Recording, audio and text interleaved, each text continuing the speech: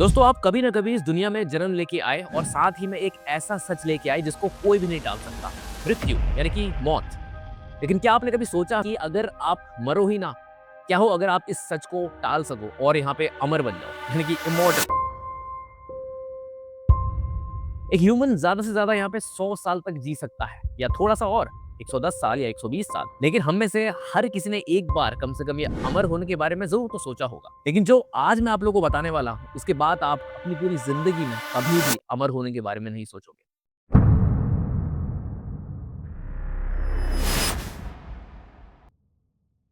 The last answer Isaac Asimov की एक short story है जो आफ्टर लाइफ के कॉन्सेप्ट को एक्सप्लोर करती है। ये स्टोरी द लास्ट क्वेश्चन जैसे पॉपुलर तो नहीं है, लेकिन दोनों एक दूसरे को ब्यूटीफुली कॉम्प्लीमेंट करती है। The last answer eternal life के इश्यूज पर एक गहरी सोच देती है। ये एटर्नल लाइफ को एक्सप्लोर करती है और इश्यूज को भी बताती है जो उसके साथ आ सकते हैं। इसके बारे में आप लोगों को अच्छे से समझाने की कोशिश करूंगा और फिर लास्ट में अपने थॉट्स शेयर करूंगा इसके थीम्स और आइडियाज पे। मूरे टेम्पल्टन एक 45 साल का फिजिसिस्ट है, अपने फील्ड में टॉप पर, एक ब्रिलियंट माइंड और फ्यूचर में शायद नोबेल प्राइज तक मिल सकता है।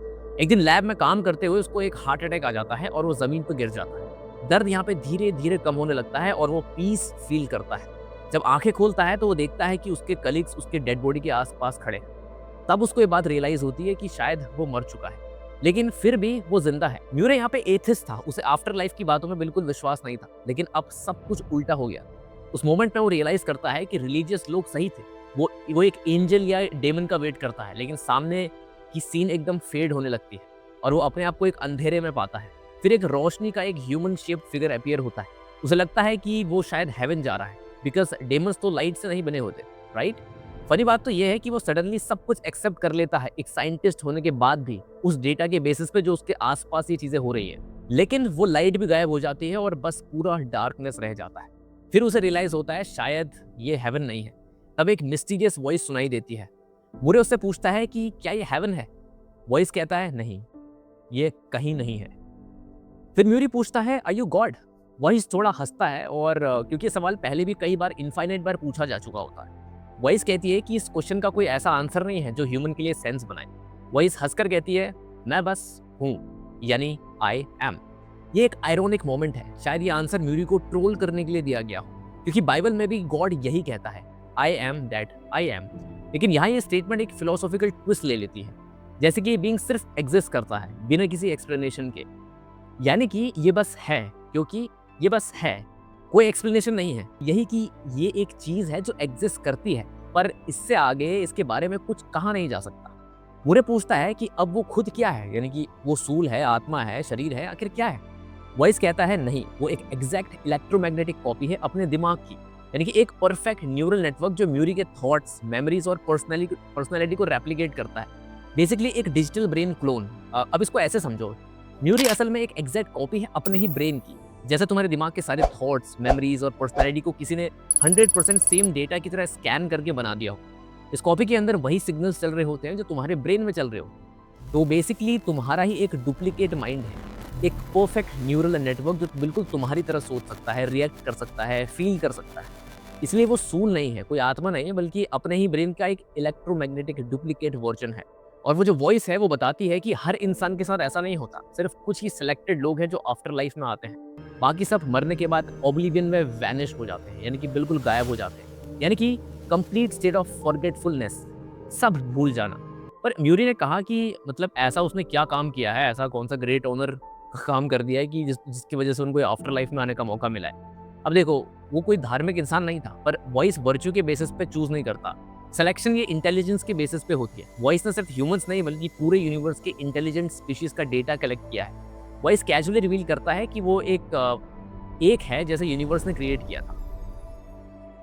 म्यूरी को यहाँ सोचने के लिए लाया गया है कि वॉइस की म्यूरी को थिंकिंग चाहिए थी। म्यूरी उस वॉइस से पूछता है तुम्हें तो सब पता होगा, फिर मुझे सोचने की क्या जरूरत है। वॉइस वहां पे कहती है मैं सब जानता हूं, लेकिन मैं ये नहीं जानता कि मुझे सब पता भी है या नहीं पता है। देखो, प्रॉब्लम ये है कि अगर उसको सब पता भी है तो फिर भी वो ये नहीं जानता कि उसको सब पता है या नहीं पता है। You don't know what you don't no. देखो, वॉइस इटर्नल है, वो अपनी क्रिएशन याद नहीं कर सकता। अगर वो याद कर सकता तो वो इटर्नल नहीं होता। तो मिनिमम एक चीज है जो वॉइस नहीं जानता है। इनफाइनाइट नॉलेज होने के बावजूद भी इनफाइनाइट चीजें हैं जो अभी जानी जा सकती। एटर्नल होने का मतलब ये नहीं कि वो सब कुछ जानती है, वो सिर्फ वही जानती है जो उसने कभी एक्सपीरियंस किया हो, और जो चीज़ें उसने कभी एक्सपीरियंस ही नहीं की वो उनके बारे में जानती ही नहीं, कैसे जानेगी, क्योंकि वो एग्जिस्ट करती ही नहीं उसके लिए।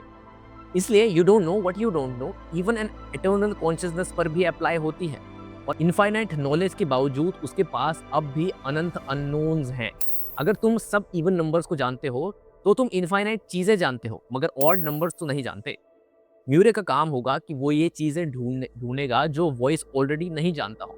इसी रीज़न से वॉइस ने यूनिवर्स बनाया, रैंडमनेस एंड एंट्रोफी के साथ, ताकि नए रिजल्ट्स मिलते रहे।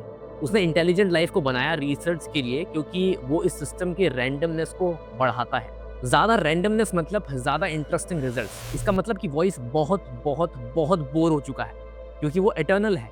इंटेलिजेंट लाइफ एक एक्सपेरिमेंट है बोरडूम दूर करने के लिए, क्योंकि वो इतना ज़्यादा बोर हो चुका है। मेरे पूछता है कि क्या कोई कभी न्यू नॉलेज ढूंढ लेता है जो वॉइस नहीं जानता? वॉइस जवाब देती है हाँ, सेंचुरीज में एक बार होता है कि कोई ऐसी चीज़ मिल जाती है जो वो सोच भी नहीं पाया, और फिर भी वो चीज़ पॉसिबल थी। और यहाँ पे म्यूरे डाउट करता है कि क्या वो अब सच में कंप्लीटली न्यू नॉलेज ढूंढ भी पाएगा या नहीं ढूंढ पाएगा। तो उसका जवाब में वॉइस कहती है कि कुछ इंटरेस्टिंग वो ज़रूर ढूंढेगा, क्योंकि अब वो पूरे अनंत काल तक दिमाग लगाने वाला है उस चीज़ को ढूंढने के लिए। म्यूरे रियलाइज़ करता है कि ऐसे तो वो हमेशा के लिए इस डार्क वाइड में बिल्कुल प्रिजनर बन के रह जाएगा, एटर्नल थिंकिंग मशीन की तरह। वो पूछता है इसका मीनिंग क्या है, इसका पर्पस क्या है, क्यों वो एटर्निटी के लिए एक नॉलेज ढूंढता रहेगा। अब वॉइस इस बात का जवाब देती है तुम साइंटिस्ट थे, तब भी क्या नॉलेज सर्च करने का कोई फाइनल पर्पस था? म्यूरे कहता है कि लाइफ में उसका पर्पस था नॉलेज ढूंढना, और प्रेज पाना और सेटिस्फैक्शन फील करना। तब सेटिस्फैक्शन मिलता था क्योंकि टाइम लिमिटेड था, लेकिन यहाँ पे एटर्निटी के लिए नॉलेज ढूंढना बिल्कुल पॉइंटलेस है, क्योंकि वॉइस अगर चाहे तो खुद वो नॉलेज ढूंढ सकता है। जब तुम्हारे पास एटर्निटी हो तो सेटिस्फैक्शन नहीं मिलता किसी भी अकम्पलिशमेंट को पा लेने से या कुछ भी कर लेने से, क्योंकि सब कुछ अनलिमिटेड है, सब कुछ एटर्नल में चल रहा है। अब इस सब चीज़ें सुनने के बाद यहाँ पे वॉइस कहती है कि काफ़ी अच्छी कहानी है तुम्हारी, इस बात से मुझे कोई फ़र्क नहीं पड़ता, क्योंकि तुम्हारे पास कोई चॉइस ही नहीं। मेरे कहता है कि वो सोचना बंद कर देगा, वो कोई काम करेगा ही नहीं जो उससे करवाना चाह रहा है। अगर वो नहीं चाहता तो वॉइस उस पर मजबूर नहीं कर सकती उसको ये दिमाग लगाने से या कुछ सोचने से। लेकिन यहाँ पे वॉइस कहती है तुम सोचोगे ही सोचोगे, तुम्हारे पास और कोई ऑप्शन नहीं है। तुम सिर्फ एक सिंथेटिक ब्रेन हो जो कंप्लीट डार्कनेस में है, सोचना ही तुम्हारी एग्जिस्टेंस है। अब म्यूरी यहाँ पे बहुत ही हैरान और बहुत परेशान हो जाता है। अब म्यूरी यहाँ पे डिसाइड करता है कि उसका न्यू गोल होगा खुद को डिलीट करने का तरीका ढूंढना, क्योंकि सिर्फ नई नॉलेज ढूंढ के वॉइस को अम्यूज करना मीनिंगफुल लाइफ नहीं है। वॉइस कहता है साउंड्स इंटरेस्टिंग, जब तुम ये करोगे तो शायद मुझे एक नया नॉलेज मिल जाए, पर अगर तुम सक्सीड भी कर गए तो भी पॉइंटलेस होगा, क्योंकि मैं तुम्हें फिर से रिकंस्ट्रक्ट कर दूंगा। फिर वो वॉइस को कन्विंस करने की कोशिश करता है यार कि मैं स्मार्ट नहीं हूँ, मुझे डिलीट कर दो, मुझे जाने दो प्लीज। लेकिन यहाँ पे वॉइस कहती है तुम्हारे पास पूरी एटर्निटी है इंटरेस्टिंग नई नॉलेज ढूंढने के लिए। तुम तो साइंटिस्ट है, तुम्हें नई चीजें ढूंढना पसंद है, तो अब यही सब करो एटर्नल लाइफ के लिए। कितना भी कोशिश कर लो तुम कुछ इंटरेस्टिंग जरूर ढूंढ लोगे। तब म्यूरी एक और नए पर्पस डिफाइन करता है, वो अपनी एटर्नल लाइफ डिवोट कर देगा वॉइस को डिस्ट्रॉय करने में। अगर वॉइस पहले उसको डिस्ट्रॉय नहीं करता है तो अब वो वॉइस को खत्म करने के तरीके ढूंढेगा। ये नॉलेज की डेथ द लास्ट आंसर होगी, इसके बाद कोई और नॉलेज नहीं होगी। अब ये सब सुनने के बाद वो वॉइस बिल्कुल खुश हो जाती है। वो कहती है गुड बॉय, तुमने मेरी प्रॉब्लम बहुत जल्दी सॉल्व कर दी, और वहां से गायब हो जाती है। म्यूरे अब एकदम सेटिस्फाइड है, क्योंकि उसके पास एक क्लियर पर्पस है वॉइस को मारने का, यानी कि वॉइस को खत्म कर देना। उसे समझ में आ जाता है कि वॉइस भी एक अल्टीमेट मरना ही चाहती है। दरअसल वो वॉइस गॉड को डिनोट कर रही है, कहीं ना कहीं वो वॉइस खुद मरना चाहती है। इसीलिए वो उस इंसान से वो काम करवा रही है कि कोई ऐसा तरीका ढूंढ जिससे मैं खत्म हो सकूं। और शायद इसीलिए यूनिवर्स और बीइंग्स बनाए गए हैं, ताकि उसे कोई किल करने का तरीका ढूंढ सके। The last answer. Eternal life actually एक कर्स हो सकती है। 80 साल जीना तो मुश्किल है, तो सोचो यहाँ पे इनफाइनाइटी के बारे में, विदाउट एंड, विदाउट मतलब कुछ भी नहीं, everything loses meaning. May be death ही एक रियल पीस है, द ट्रू वॉइड। सोच के देखो, तुम्हारे पास दिमाग तो है पर बॉडी नहीं है, इमोशन है पर एहसास नहीं है। तुम बस सोच रहे हो हमेशा, हर सेकंड, हर मोमेंट, बिना रुके। कभी इमेजिन किया है खुद के थॉट्स के अंदर सजा भुगतना? यही तो नर्क है। शायद इसीलिए डेथ एग्जिस्ट करती है, पनिशमेंट के लिए नहीं, लेकिन मर्सी के लिए। डेथ एक बाउंड्री सेट करती है जिससे लाइफ को मीनिंग मिलता है, क्योंकि वही चीज़ इंपॉर्टेंट लगती है जिसका एंड होता है। विदाउट एंड सब कुछ, सब वेग हो जाता है। खुशी, प्यार, अचीवमेंट सब एक मोनोटोनस इन्फिनिटी में घुल जाते हैं। शायद गॉड भी मरना चाहता है, शायद वो भी अपनी एटर्निटी से थक चुका है, और इसीलिए उसने हमें बनाया है ताकि हम कहीं ना कहीं उसका लास्ट आंसर ढूंढ सके, वो तरीका ढूंढ सके ताकि खुद हम गॉड को खत्म कर सकें। मे बी वही मोमेंट होगा जब यूनिवर्स यहाँ पे फाइनली पीस पाएगा, जब इवन गॉड फाइनली खुद रेस्ट करेगा। तो चलो यार, आई होप आप लोगों को ये वीडियो बहुत ज़्यादा अच्छी लगी होगी। तो इस वीडियो में एम रखते हैं सिर्फ और सिर्फ 1500 लाइक्स का। और दोस्तों कमेंट्स में अपनी राय ज़रूर लिख के बताना कि अगर आप अमर हो जाओ तो सबसे पहले आप क्या करोगे। तो चलो यार, मिलते हैं अपनी अगली वीडियो में, तब तक के लिए टाटा बाय बाय।